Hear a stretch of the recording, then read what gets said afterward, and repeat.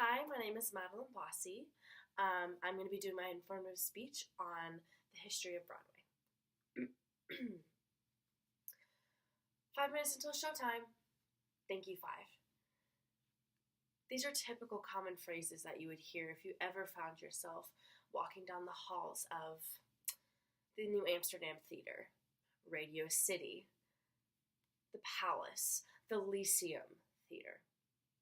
All of these theaters are found in New York and put on different Broadway musicals. That's right, Broadway. When you hear the word Broadway, you most likely think of a stage, dancers, singers, actors, actresses, elaborate makeup, sparkling, glittering costumes, and overall fantastic entertainment. Even though we find this to be true, are you ever thinking of the history of Broadway? Does it ever come to mind who might have made Broadway into what it is today? Broadway first began in 1903 with the grand opening of the Lyceum Theater. Located on 45th Street near Times Square, it has 3 floors and holds 950 seats. It is known to be the first theater to ever produce, direct, and write plays, so therefore is the start of the theater district, or aka Broadway. The first ever Broadway musical to be put on stage in this theater was The Proud Prince. In 1947, it was given its credibility by becoming a landmark with an NYC by being the first ever theater to put on Broadway musicals in America. With every successful theater, there has to be creative talent walking through those doors to make it successful. One of the most accredited producers and directors of Broadway is known as Harold Prince, or best known as Hal. Hal's career started in 1960 when he was producing, directing, and writing different plays just for fun. He ended up going to University of Pennsylvania and majoring in theater. From there, his career was really born. It was cultivated into something more than just theater, more than just the stage. He began to write. He began to involve different things in the world around him onto the stage.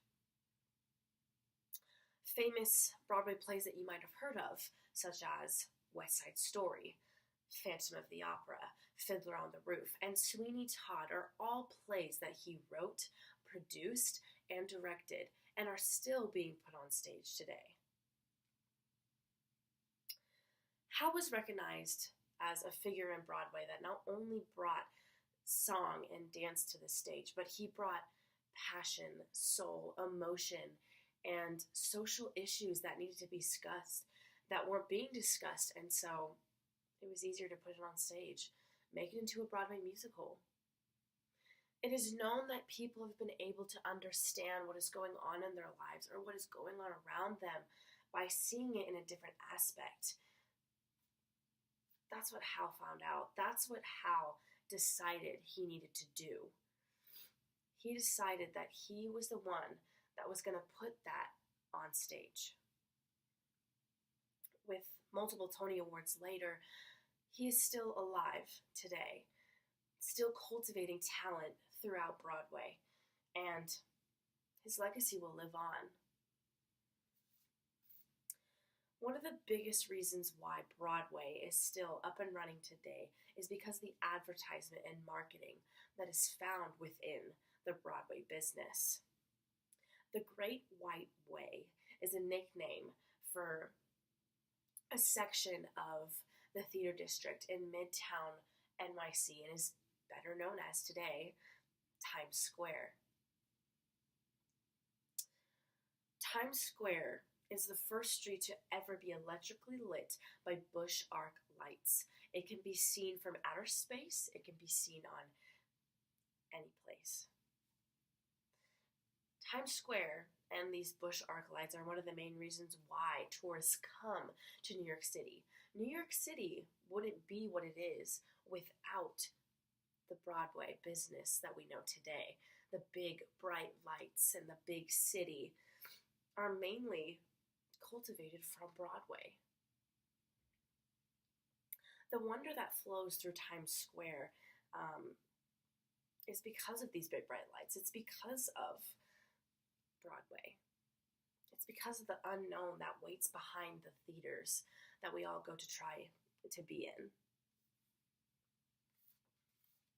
The theaters in NYC may be a small part of the wonder that New York holds, but the entertainment business would not be what it is today. It would not be booming without the Broadway musicals that are put on display every night.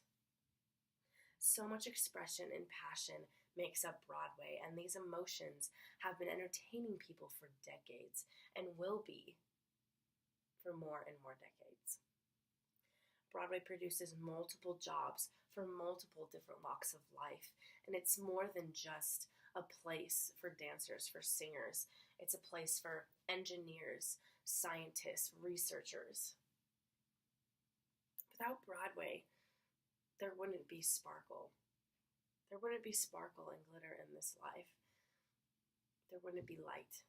Literally, half of the East Coast would not be lit without the Busch arc lights. I'm just saying. Next time you find yourself wondering, what's going to be in that theater? What's going to be on that stage today, tomorrow, in the future? Know that there are some theaters, some people, and some things that make up the Broadway we all know today. Thank you.